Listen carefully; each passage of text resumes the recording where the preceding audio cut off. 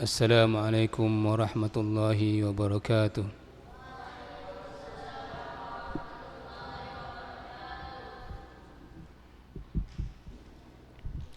إن الحمد لله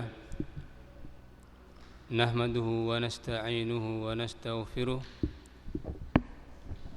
ونعوذ بالله من شرور أنفسنا ومن سيئات أعمالنا. من يهده الله فلا مضل له ومن يضلل فلا هادي له. أشهد أن لا إله إلا الله وحده لا شريك له وأشهد أن محمدا عبده ورسوله. أما بعد، قال الله تعالى في كتابه الكريم: أعوذ بالله من الشيطان الرجيم. يا أيها الذين آمنوا اتقوا الله حق تقاته ولا تموتن إلا وأنتم مسلمون. وقال تعالى: يا أيها الناس اعبدوا ربكم الذي خلقكم من نفس واحدة وخلق منها زوجها وبث منهما رجالا كثيرا ونساء واتقوا الله الذي تساءلون به والأرحام إن الله كان عليكم رقيبا. فإن أصدق الحديث كتاب الله وخير الهدى هدى محمد صلى الله عليه وسلم وشر الأمور محدثاتها فإن كل محدثة في الدين بدعة وكل بدعة ضلالة وكل ضلالة في النار. أما بعد، أيها الإخوة hadirin yang dimuliakan Allah Subhanahu wa taala. Alhamdulillah kita berjumpa kembali pada pembahasan kitab yang mana sebelumnya kita telah alpah lumayan lama, dan alhamdulillah kita kembali mengkaji bersama di masjid yang insyaallah subhanahu wa ta'ala memberkahi kita semuanya.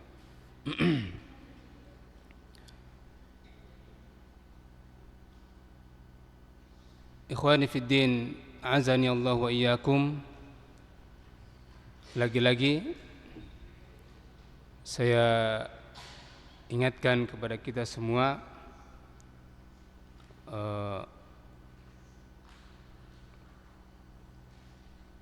untuk bersungguh-sungguh dalam menghadiri kajian, karena mengikuti kajian atau menimba ilmu di dalam majelis berbeda dengan apa yang kita baca atau tonton di YouTube atau di TikTok atau maupun di Instagram. Mungkin zaman sekarang apa yang kita cari di dunia maya atau di medsos, mau itu masalah agama, tinggal klik maka muncul. Tapi yang berbeda di majelis ta'lim ini adalah ada yang mengatakan bahwa mau cari apa di Google itu bisa, tinggal klik saja. Tapi yang beda adalah Google itu tidak mengajarkan akhlakul karimah, budi pekerti. Tetapi ketika bertatapan langsung dengan pengajar, maka di situ ada instruksi atau pembelajaran terkait yang tidak langsung diberikan juga dengan pembahasan akidah, akhlak atau budi pekerti. Dan juga yang berbeda adalah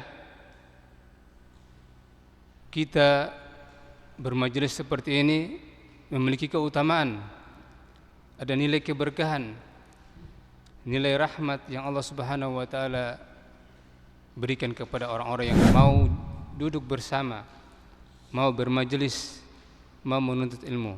Dan semoga Allah Subhanahu wa taala jadikan kita orang-orang yang diberkahi oleh Allah Subhanahu wa taala. Baik, kita masuk pada pembahasan kitab kita, yaitu kitab Masailul Jahiliyah yang dikarang oleh Syekh Muhammad bin Abdul Wahhab rahimahullah taala.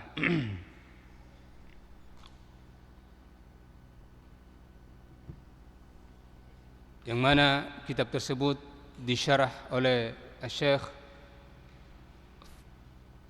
Fadilatul Syekh Saleh bin Fauzan hafizullah taala.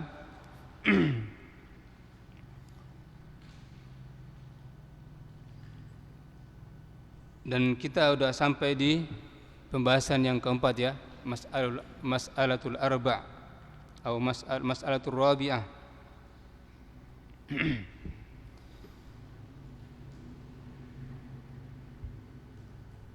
Kata penulis rahimahullah taala, at-taqlidul a'ma wa madaruhu.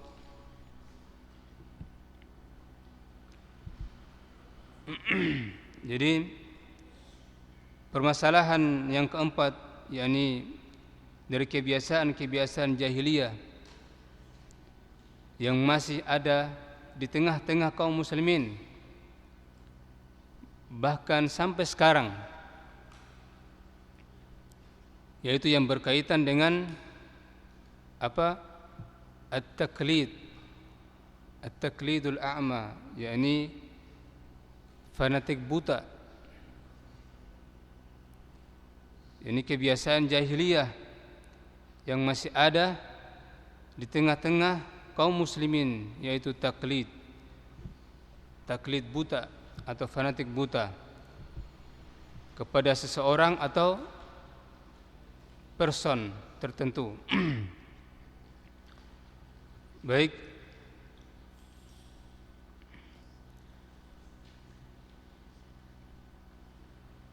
kita baca apa yang ditulis oleh Syekh. Inna dinahum mabniyun ala usulin. Jadi sesungguhnya agama orang-orang jahiliyah ini dibangun di atas usul, di atas pokok atau prinsip. Maksudnya yakni ad-din, agama ini adalah yakni i'tiqad, keyakinan orang-orang jahiliyah, akidah mereka. Mereka bangun di atas prinsip-prinsip yang mana kebanyakannya adalah taklid buta.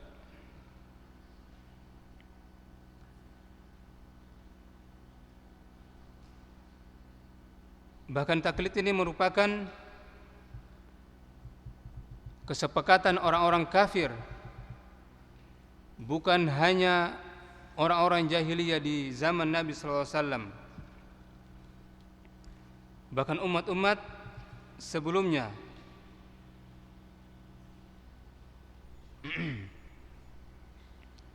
Yani sebelum umat Nabi Muhammad sallallahu alaihi wasallam, ternyata mereka juga taklid, fanatik buta terhadap nenek moyang mereka, terhadap tradisi yang dibangun oleh nenek moyang mereka dan yang lainnya.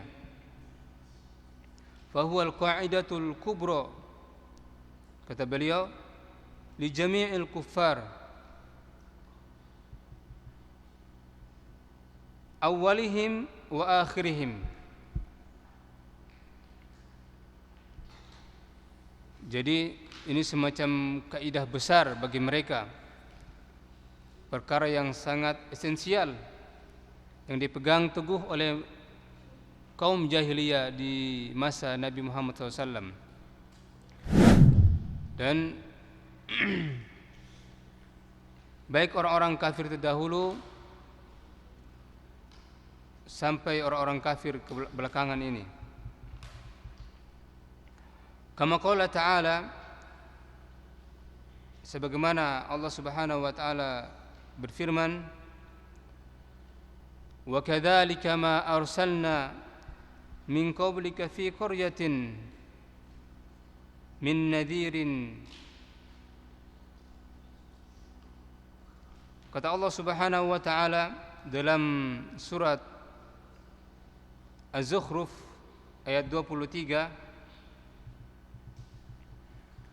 Allah Ta'ala berfirman, demikianlah tidaklah, kata Allah Subhanahu wa taala, mengutus sebelum engkau wahai Muhammad seorang yang akan memberi peringatan,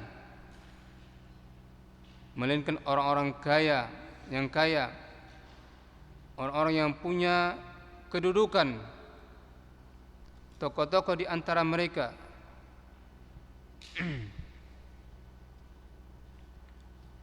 Illa qala mutrafuha,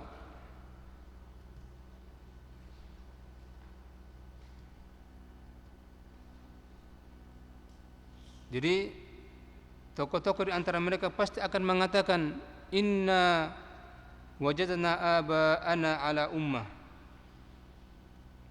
sesungguhnya kami yakni bapak-bapak kami, nenek moyang kami itu, kami dapati, kata Allah Subhanahu wa taala, mereka berada di atas suatu keyakinan. Wa inna ala atharihim muqtadun, dan sedangkan kita, yakni generasi sekarang, hanya sekedar mengikuti keyakinan-keyakinan mereka.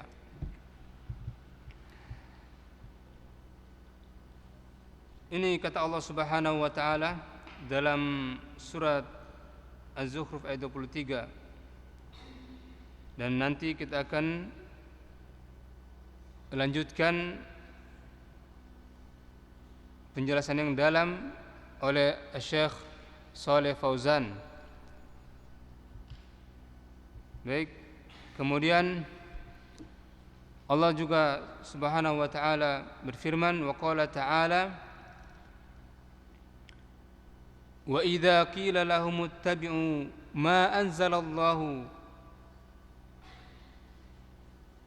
qalu bal nattabi'u ma wajadna 'alaihi aba'ana. Allah mengatakan, dan tatkala dikatakan kepada mereka, yakni kepada orang-orang jahiliyah, ittabi'u ma anzalallah, ikuti apa yang Allah turunkan kepada kalian.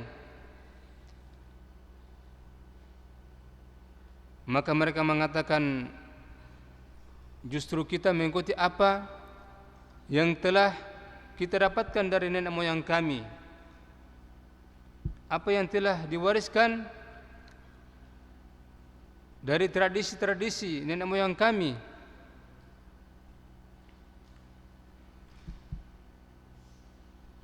Awalau kana syaitanu yad'uhum ila adabis sa'ir, maka apakah nenek moyang kalian disesatkan oleh syaitan, lalu kalian tetap mengikuti mereka? Nenek moyang kalian mengajak kepada neraka jahanam, neraka sa'ir, yang mana jelas-jelas telah menyimpang.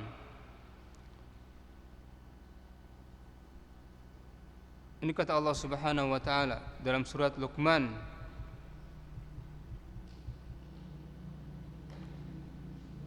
Fa'atahum biqaulihi subhanahu wa ta'ala, maka datanglah Nabi Muhammad SAW membawa firman Allah Subhanahu wa ta'ala dalam surat Saba ayat 46. Kata Allah Subhanahu wa taala, "Qul innama a'idzukum biwahidah an taqumu lillahi mathna wa furada thumma tatafakkaru."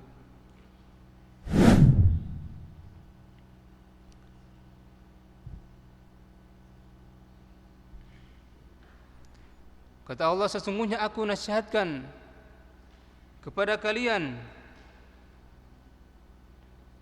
dengan satu nasihat, yakni antaqumu lillah, hendaklah kalian beragama itu lillah, karena Allah Subhanahu wa taala, mathna wa furada, baik ketika kalian dalam kondisi sendiri, dalam kondisi berjamaah,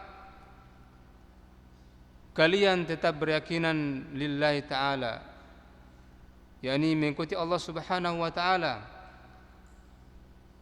Thumma tatafakkaru, kemudian hendaklah kalian merenungkan, hendaklah kalian berfikir.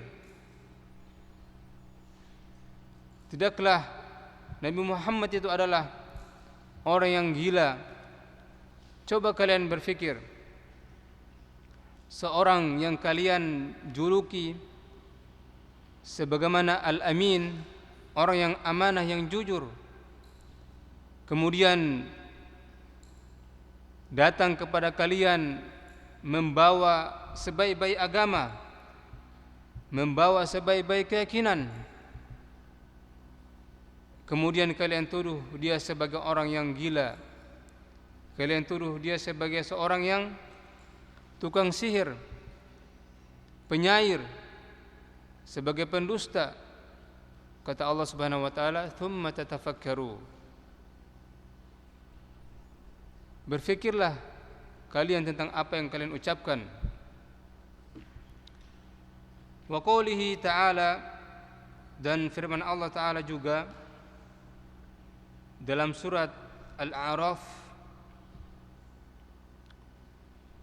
Allah mengatakan, "Ittabi'u ma unzila ilaikum min rabbikum wa la tattabi'u min dunihi awliya qalilan ma tadhakkarun." Kemudian juga Allah Subhanahu wa taala berfirman, "Ikutilah apa yang telah diturunkan kepada kalian dari Rabb kalian, dan jangan kalian mengikuti selain daripada itu. Karena sangat sedikit di antara kalian yang mau berfikir, yang mau merenungkan. Qalilan ma tadhakkarun."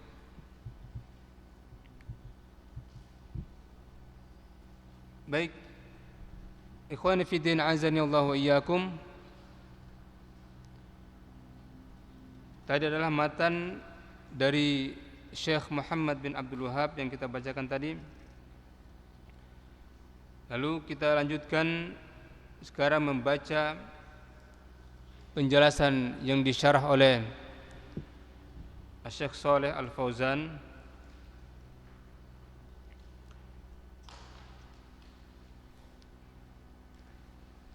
Min masailil jahiliyah,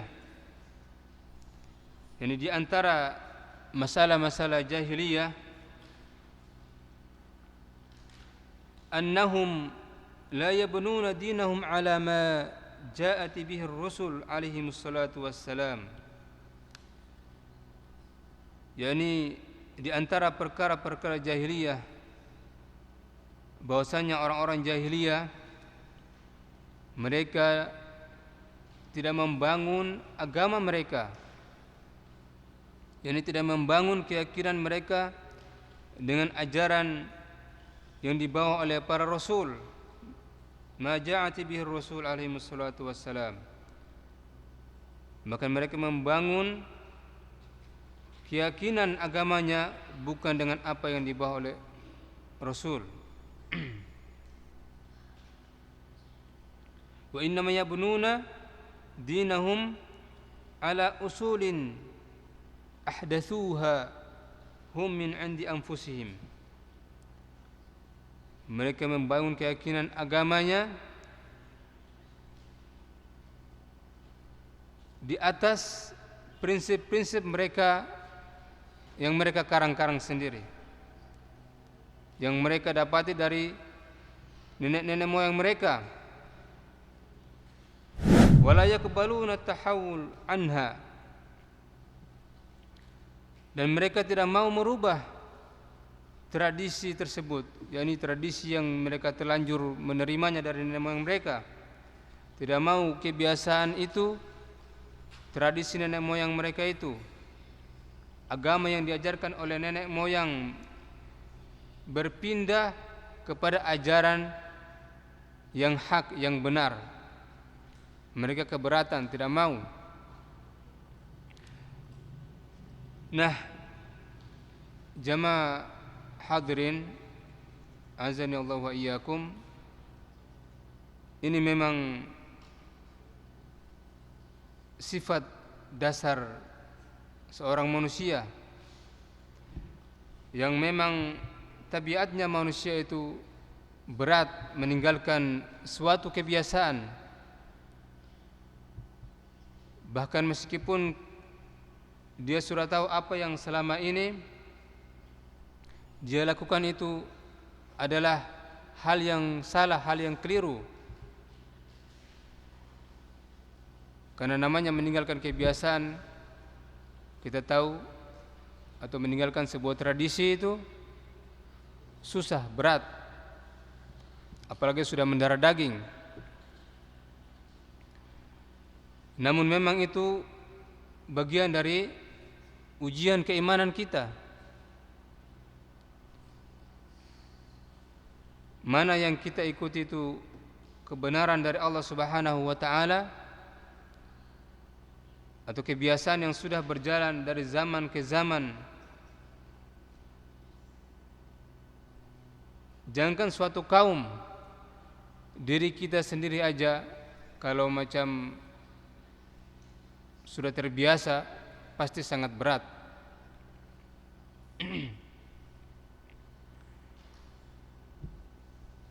Dalam meninggalkan kebiasaan yang telah kita lakukan. Maka meninggalkan kebiasaan tersebut perkara yang sangat berat. Saya kasih contoh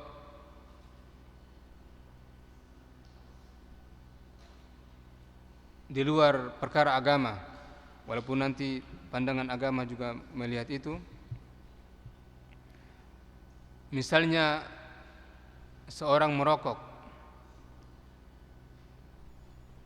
Seorang merokok ini justru kemudian yang mengingatkan adalah seorang dokter yang bukan bagian ahli agama. Justru pandangan medis melihat itu. Kebiasaan yang buruk yang mungkin menyebabkan penyakit ini dan itu.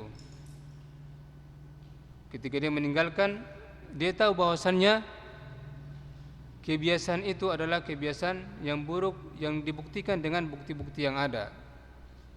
Seperti dokter tadi telah menyebutkan bahwa jangan merokok. Merokok itu adalah kebiasaan yang buruk, bahkan memicu gangguan kesehatan. Dan kebiasaan ini kira-kira mudah tidak ditinggalkan? Susah ya ikhwah, karena sudah terbiasa dengan merokok. Apalagi katanya dalam merokok itu adalah nikotin yang buat seorang kecandu. Demikian juga contoh musik. Musik, seorang terbiasa dari kecil ketika mendengarkan musik.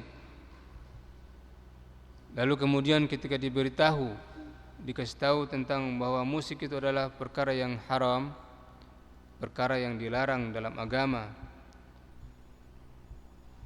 pasti meninggalkannya itu awal-awalnya susah. yang masih syukur-syukur, mau menerima apa yang dia dinasihati dari perkara yang haram tadi atau perkara yang dilarang dalam agama. Tapi yang menjadi masalah ikhwah adalah ketika dia tidak mau menerima kalau kebiasaannya itu disalahkan, lalu kemudian dia mencoba mencari dalil yang mendukung kebiasaan tadi, kebiasaan yang dia susah untuk melepaskannya.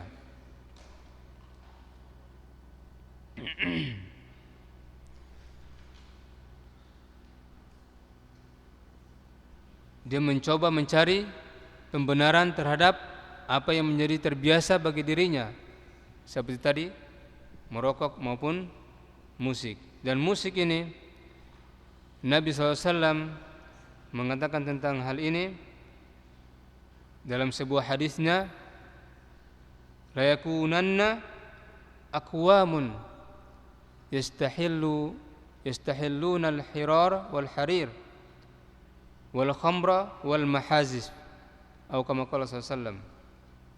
Jadi kata beliau, kelak nanti akan ada di antara kalian umatku ini yang menghalalkan sutra, khamar dan judi. Maka ketika disampaikan dalil tentang ini, maka dia berusaha terus mencari-cari pembenaran. Maka dia mengatakan bahwa oh tidak Ustaz atau guru, kan ada Ustaz juga yang membolehkan. Jadi dia berusaha terus mencari-cari pembenaran, dia tidak mau menerima. Maka ini yang lebih parah daripada yang pertama tadi. Kalau yang pertama tadi dia masih mau menerima,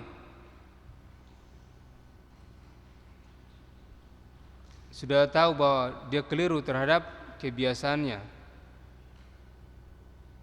namun masih berat dalam meninggalkan kebiasaan itu, tapi tetap salah.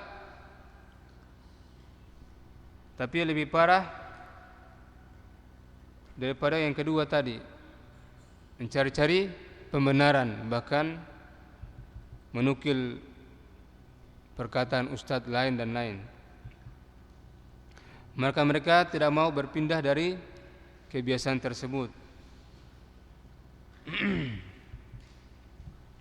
Baik, minha at-taqlid.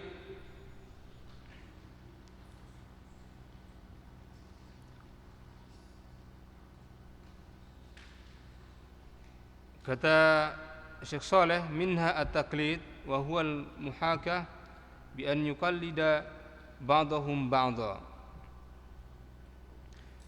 Jadi di antaranya mereka membangun agama mereka ini, yakni kaum jahiliyah, di atas at-taqlid, yaitu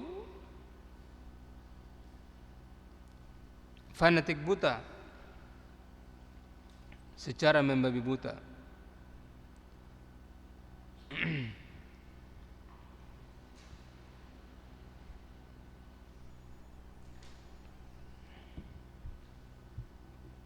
Baik, walaupun taklid itu secara asal dibolehkan. Jadi gini ya ikhwah,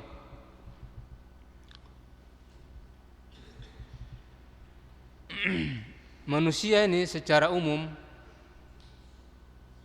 terbagi menjadi dua. Ada yang mujtahid dan ada yang muqallid. Dicatat ya, ayyuhal aulad.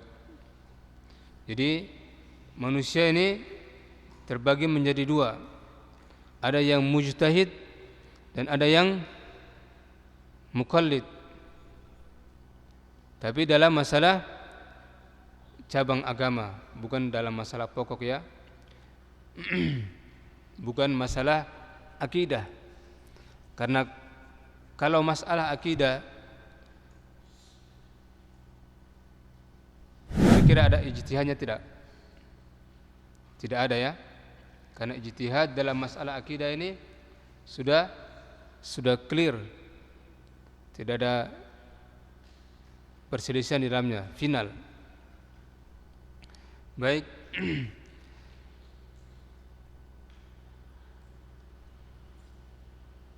Jadi ada orang-orang yang sifatnya itu mujtahid, yaitu orang-orang yang memiliki alat ijtihad. Dia memiliki kemampuan bahasa Arab misalnya. Kemudian dia menguasai dalil-dalil.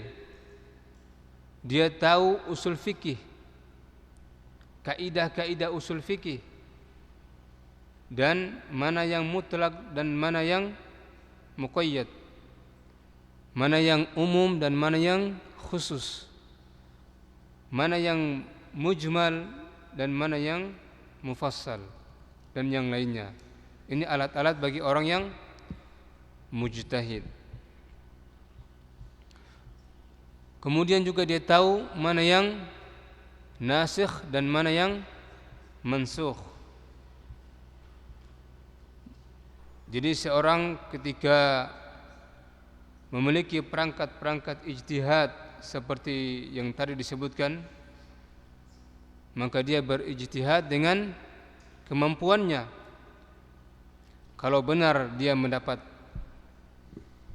pahala 2. Kalau kemudian dia keliru, maka dia dapat 1 pahala.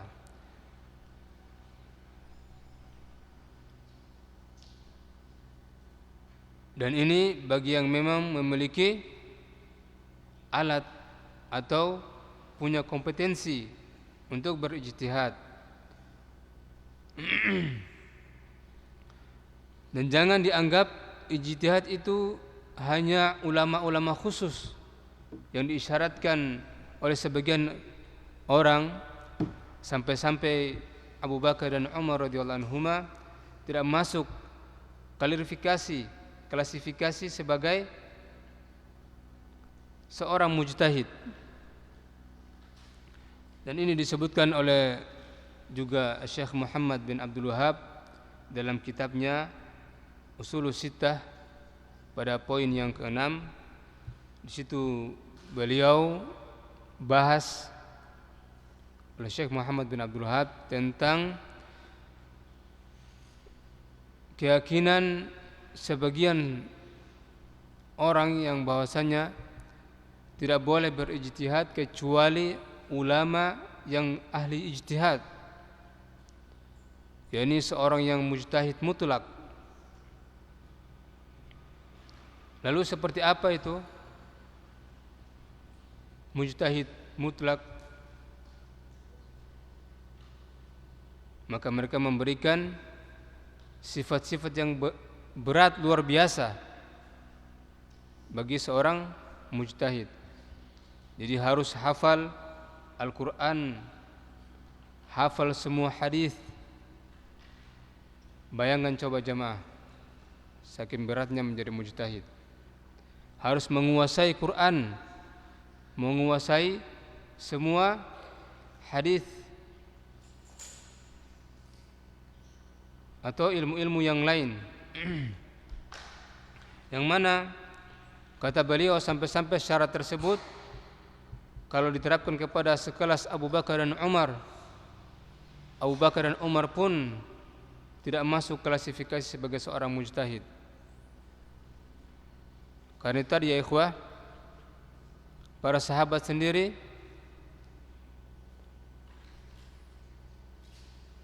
kalau kita tahu, apa mereka semua mengetahui hadis Nabi SAW?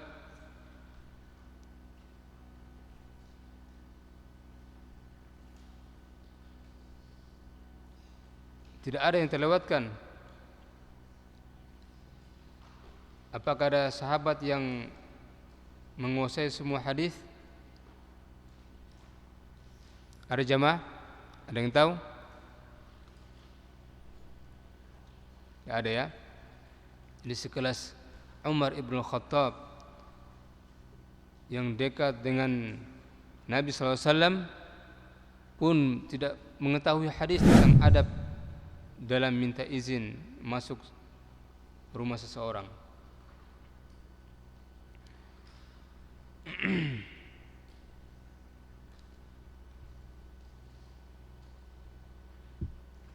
Kata Nabi SAW,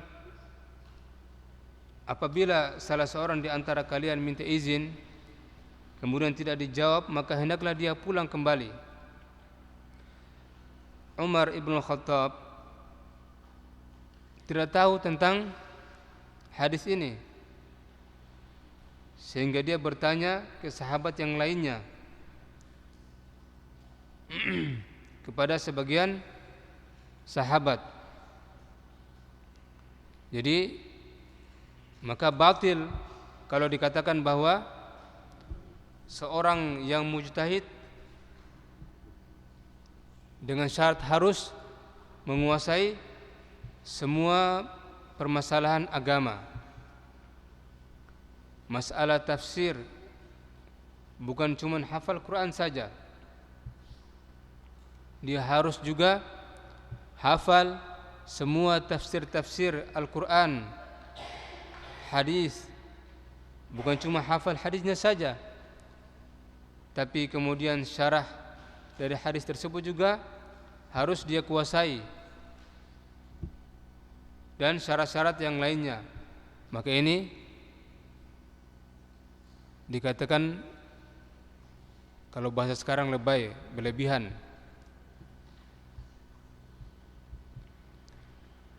Jadi tidak ada jamaah ya. Jadi seorang ketika dia memang banyak menguasai hadis, banyak menguasai tafsir, banyak menguasai ilmu-ilmu agama, maka dengan perangkat tersebut dia bisa melakukan ijtihad dalam suatu permasalahan, dalam suatu perkara agama. Maka ini diperbolehkan. Namun kalau memang dia sadar bahwasannya dia tidak punya alat ijtihad, seperti bahasa Arab tidak faham, apalagi baca Al-Quran masih terbata-bata atau susah membedakan antara huruf ini dan huruf itu, panjang pendek masih belum bisa diketahui dalam membacanya, dan hadis juga tidak faham, apalagi usul fikih juga tidak faham, maka jangan coba-coba berijtihad.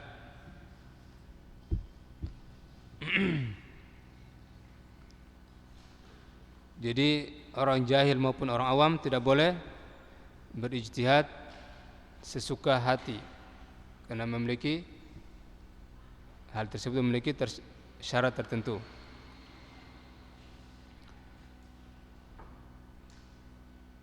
Jadi bagaimana terus?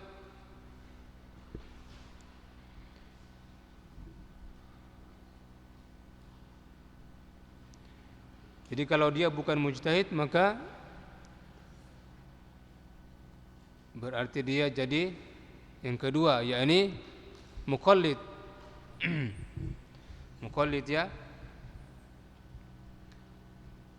Nah, kita ini adalah seorang muqallid yang mengikuti pendapat seorang mujtahid, mengikuti pendapatnya mujtahid. Kenapa demikian? Karena kita tidak memiliki alat atau perangkat-perangkat ijtihad tadi. Maka taklid muqallid itu hukumnya jaiz, hukumnya boleh, bukan dilarang. Jadi seorang taklid kepada orang lain, kepada seorang alim, hukumnya jaiz, boleh. Meskipun yang lebih afdal mana antara mujtahid dan muqallid, tentu mujtahid yang lebih afdal. Tapi seorang ketika dia posisinya muqallid, maka tidak dilarang, karena dia sadar bahwasanya dia tidak memiliki ilmu, tidak memiliki alat-alat atau perangkat-perangkat ijtihad tadi, maka dia mengikuti pendapat orang-orang yang berilmu. Kemudian muqallid terbagi juga menjadi dua. Ada muqallid yang sifatnya muttabi', yaitu mengikuti seorang karena kebenaran yang ada pada orang tersebut. Ini dia mengikuti pendapat seorang ulama. Dia mengikutinya itu karena dia mengetahui dengan ilmu. Dia mengetahui bahwasanya pendapat tersebut memang dibangun di atas ilmu, dibangun di atas dalil-dalil yang ada.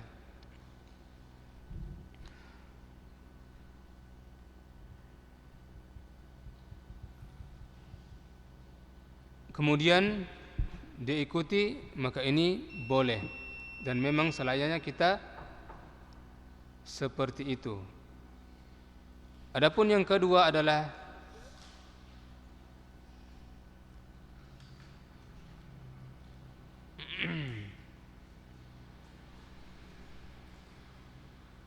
at-taqlidul a'ma, yakni taklid secara membabi buta, yaitu ketika seorang mengikuti pendapat seorang tertentu tanpa diketahui dalilnya apa, tanpa dia ketahui ilmunya, landasannya apa, dasar hukumnya apa, pokoknya dia ikut saja. Nah, ini taklid secara membabi buta, fanatik buta.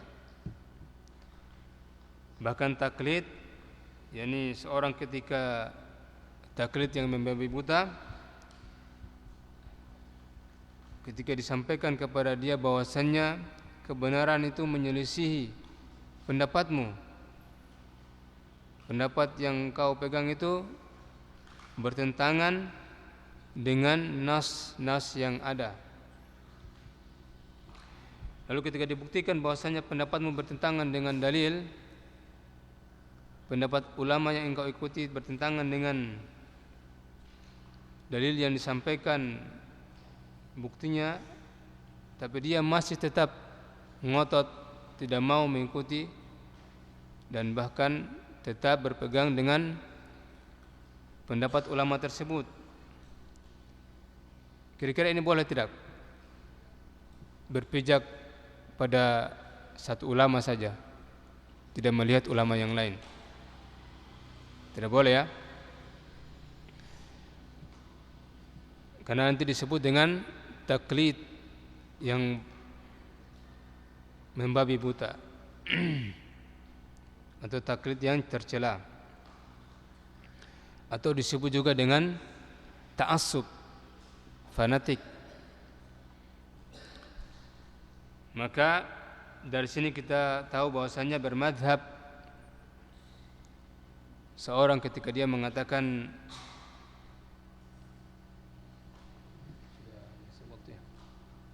sudah baik.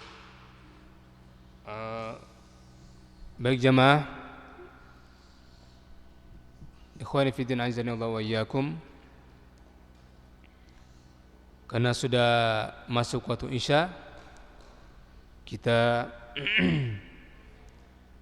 cukupkan bacaan kita ini dan kita lanjutkan insyaallah di pekan berikutnya, pekan kedua. Dan semoga Allah Subhanahu wa taala selalu memberikan istiqomah di antara kita agar terus ijtihad dalam atau bersungguh-sungguh dalam bermajelis ta'lim. Jadi dari pembahasan tadi yang intinya adalah taklid buta itu tidak boleh. Adapun kita tetap boleh bertaklid, tapi jangan sampai fanatik yang berlebihan, mengkultuskan satu ulama, satu ustadz atau satu guru.